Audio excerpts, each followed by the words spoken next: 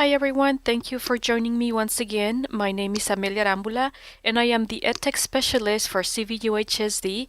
Thank you for joining me for another round of EdTech workshops. Today we're going to be covering Google and Google Forms. So I'm already logged into my cvuhsd.org account. I would like you to take a few moments to log in into your account, and we're going to begin once you are logged in.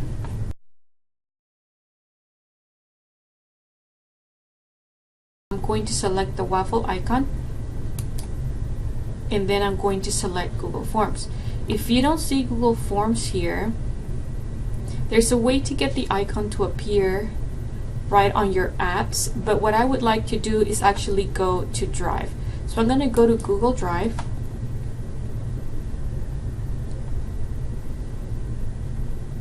I'm going to display my documents either by tiles or by list. It's going to be up to you. And I'm going to create a folder just for the purpose of our training. And I encourage you to do the same thing. I'm going to name this training. And because this is only an example for the training, I am going to name it delete. I like to add the word delete to folders or documents that I'm planning on using for the training, but not necessarily for keeping and saving. So this is the training delete folder. I like this view better. This is my list view.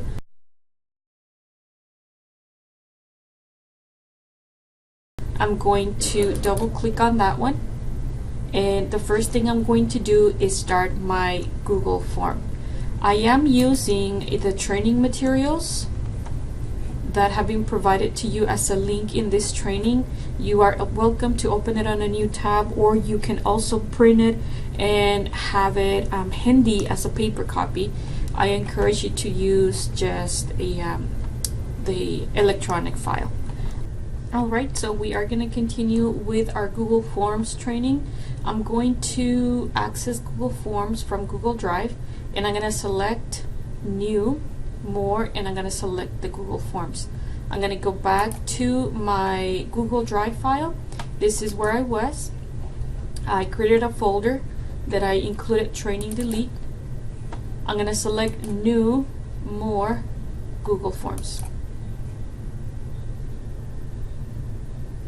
So at this moment, go ahead and create your brand new Google form. I'm going to pause this video and then continue when we're ready to proceed with the training.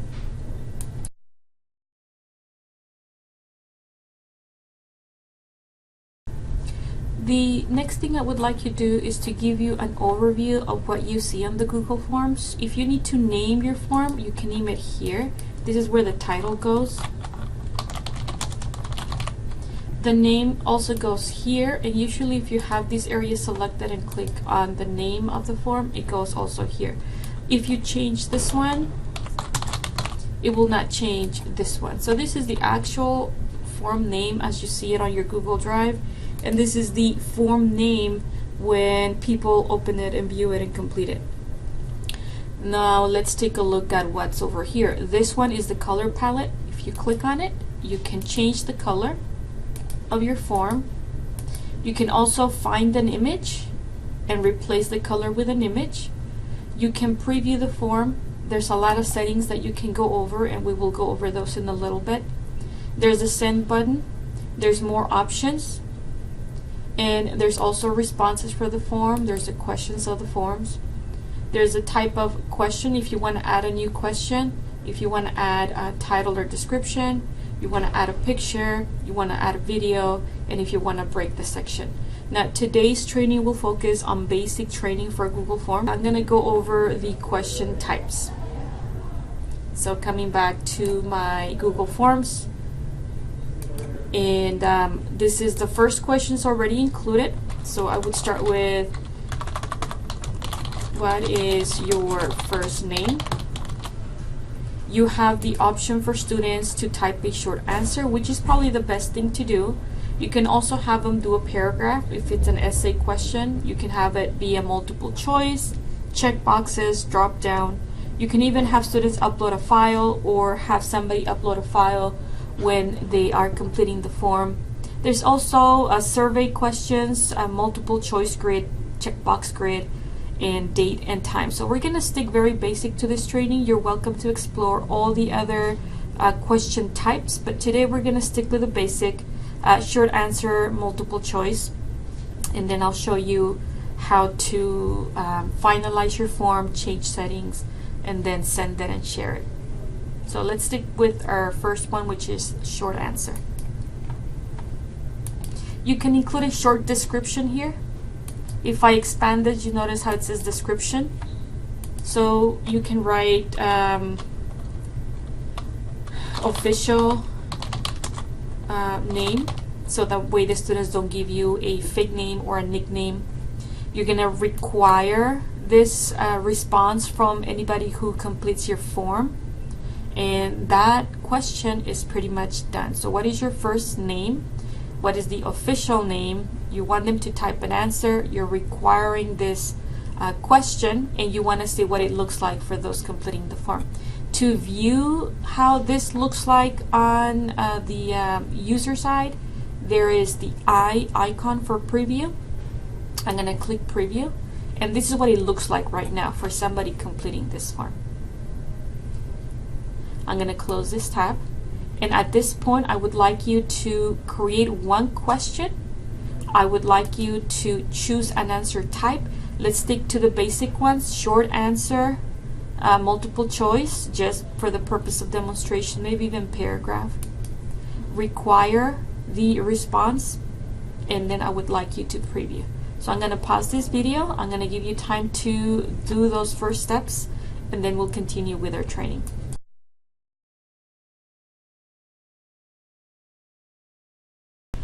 Now that you've had a chance to explore your first question and your question type, I would like to bring the attention to adding collaborators.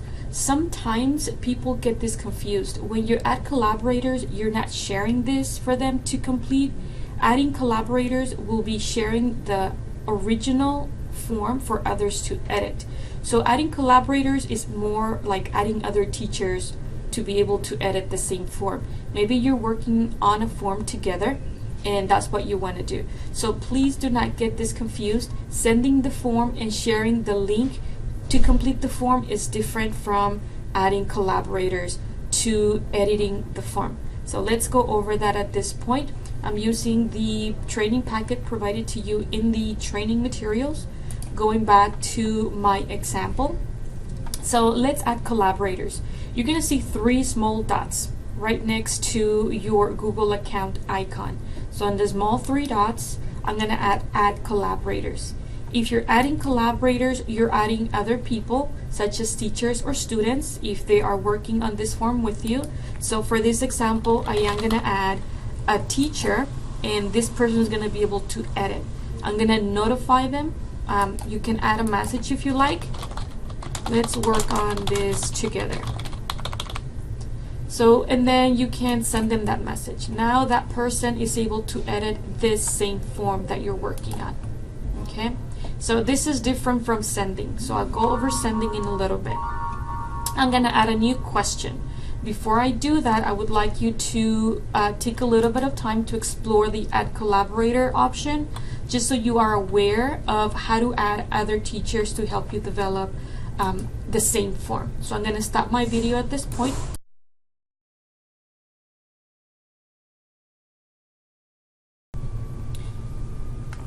Now, for the purpose of demonstration, I'm going to demonstrate a drop-down box option in a multiple choice question. So I'm going to go back to my example of my form. I'm going to create one more. I can either add the question or duplicate the existing question. I'm going to add the question, and here's the question. So my question is going to be, what is your favorite color? I want this to be a multiple choice, but I also want it to be a drop-down option. Blue, green, and you can add as many options as you would like on this particular question. I'm going to require the question. If you want to add additional descriptions, notice there is a description option. I'm going to say choose one, only. And I want to preview this so you can see the difference between multiple choice, just adding each individual one, or doing the drop down option. And I can change this also if I change my mind about this. So I'm going to preview it by selecting the eye icon. Here's my first question, which is fill in the answer. And what is your favorite color? Now you see that there is a drop down option here. I'm going to close this, and I'm going to come back to the drop down, and I'm going to just select multiple choice so you can see the difference between the two. I'm going to preview one more time, and now you see the option that it's available for them. So you can do either one. I think it's more of a personal preference. I guess if you have a very, very long list, you can do a drop down. If you have a few options, then this might be a better option for that question, but it's entirely up to you to decide which type of question you want to create. So I'm going to close this. I'm going to say leave page because that was the preview. And that's how you do questions in your form. Now there are other advanced options that we can go over a little later. For those of you that feel comfortable with forms, such as breaking each individual question in its own view.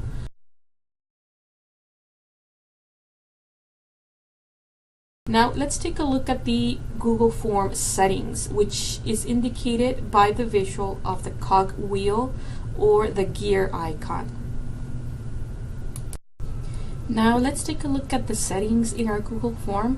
The settings is going to be located on the top most of your form. It's going to be also on your right side of the screen, and it looks like a cog wheel or a gear. So let's click on that. I'm going to return to my form. See, there's the changing the color palette, there's the preview, and these are the settings. So I'm going to click on setting, and here is where you can collect certain data once the person or people or students fill out the form.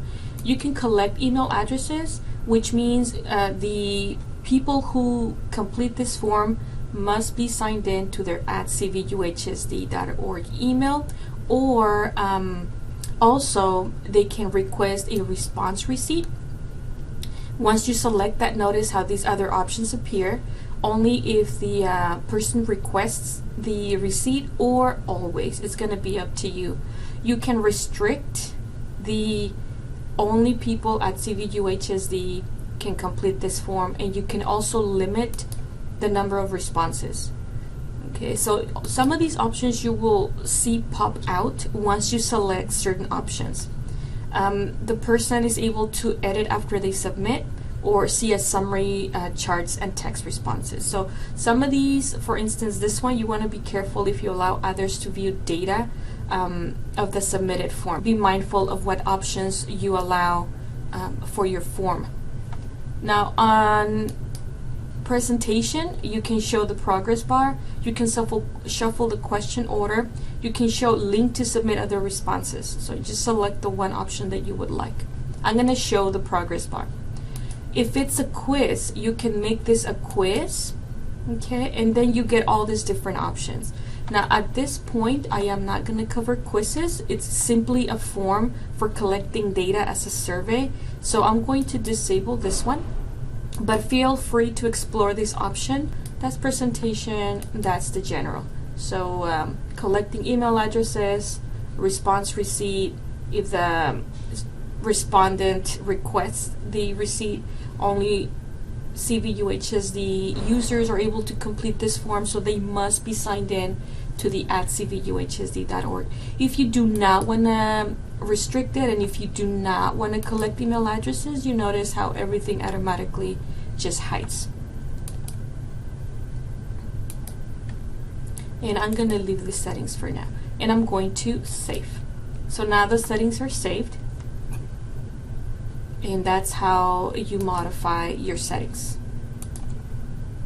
Now in my notes, I cover some of this information, but I only cover the general. I give you previews of what presentation looks like. I give you a preview of what the quiz tab looks like. Always remember to save if you make any changes to those tabs.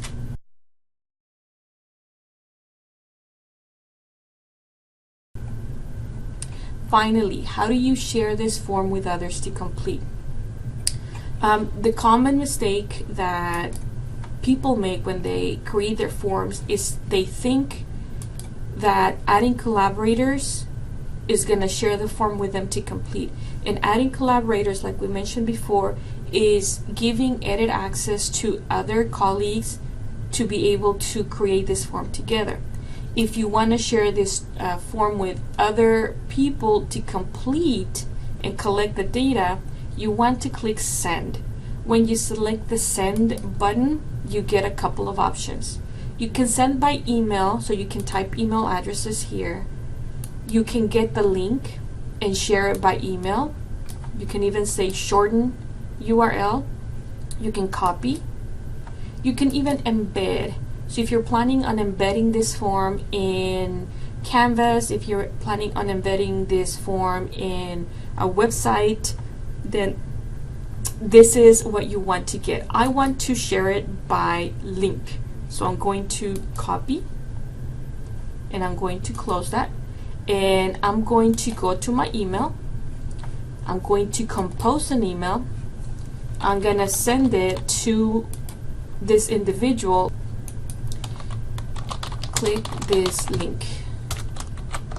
And now there is the link. Okay. So now if I send this, that individual will receive the form and they can complete the form. I'm going to stop the video at this point. We have covered the Google Forms sending this form to others to complete.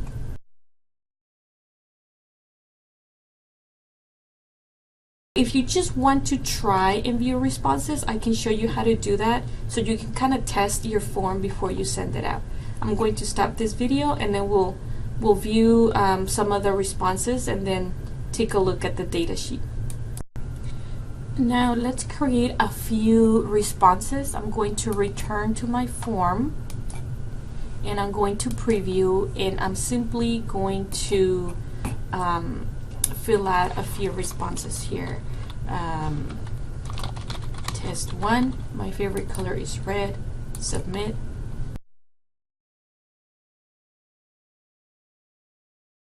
Now what I'm going to do is view that data. So I'm on responses tab. Notice there are two tabs, questions and responses. I have data that I've collected.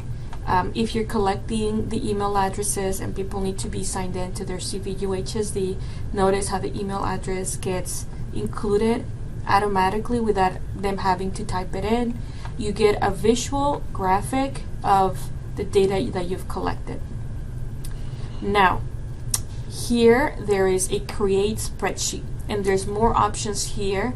For the meantime, what we're doing is we're going to create our sheet and then we're going to view it. So select the sheet icon and then create.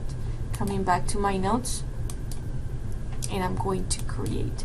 This sheet will get created in the same location where you created your Google form. So if you have your Google form in a Google Drive folder, it'll automatically get created within that folder. Okay, so we have a few responses here. It keeps the time stamp, the email because you automatically collect the email addresses, the response, and the response for the question too. Okay, so that's how you are able to view your data. We can do a lot more with the data collected, but this particular training is focusing on how to create the form, not necessarily working with the data. That'll be a different training at a different time.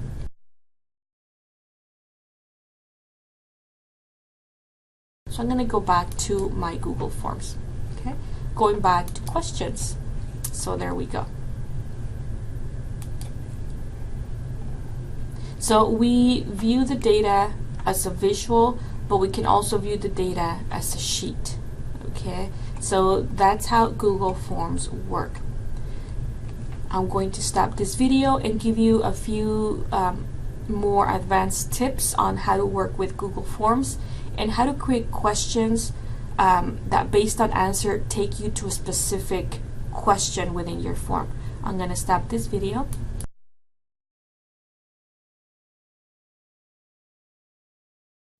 I'm going to create one more question, but this time I'm going to break at a section, and I want this to be a yes or no answer. Yes or no. I'm going to add my question right under it.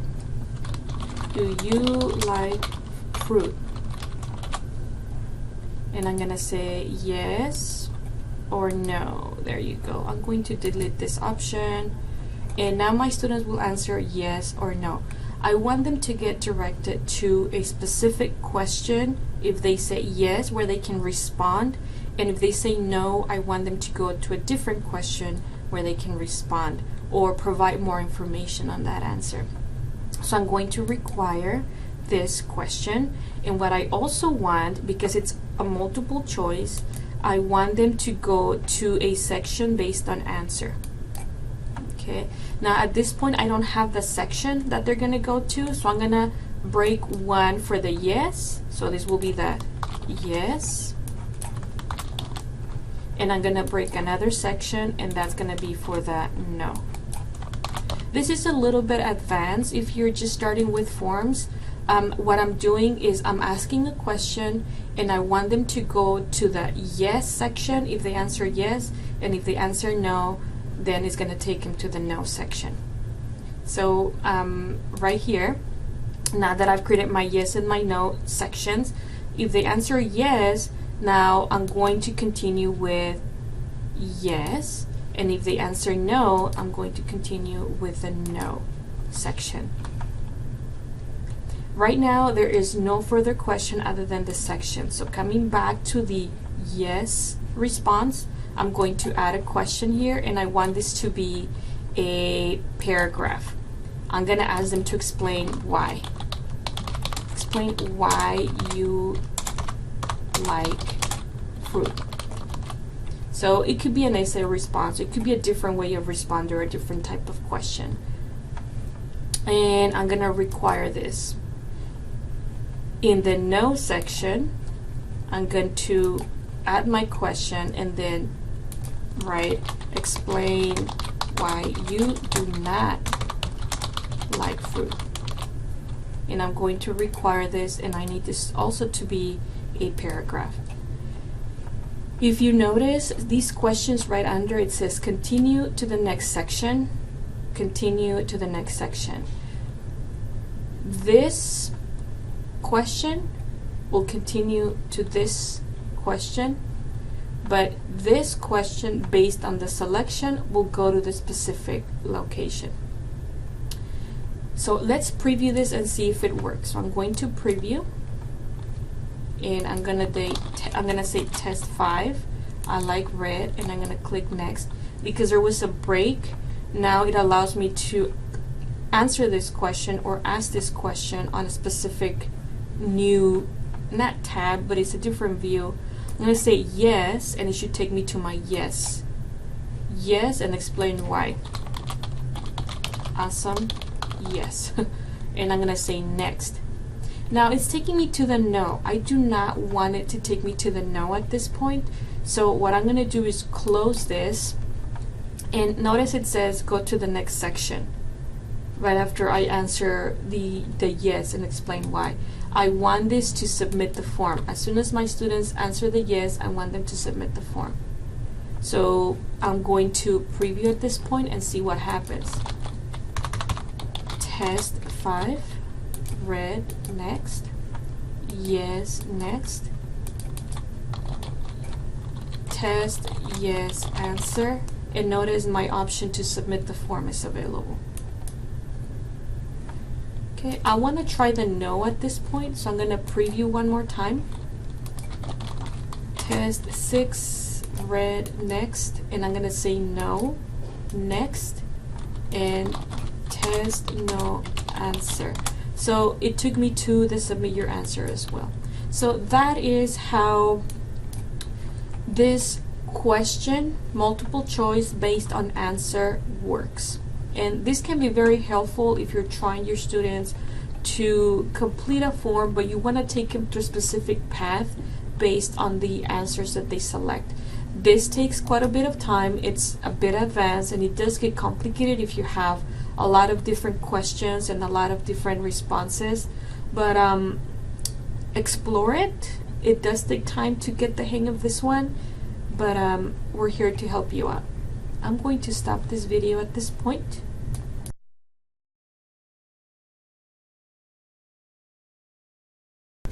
I hope this training has been helpful, informative, and useful.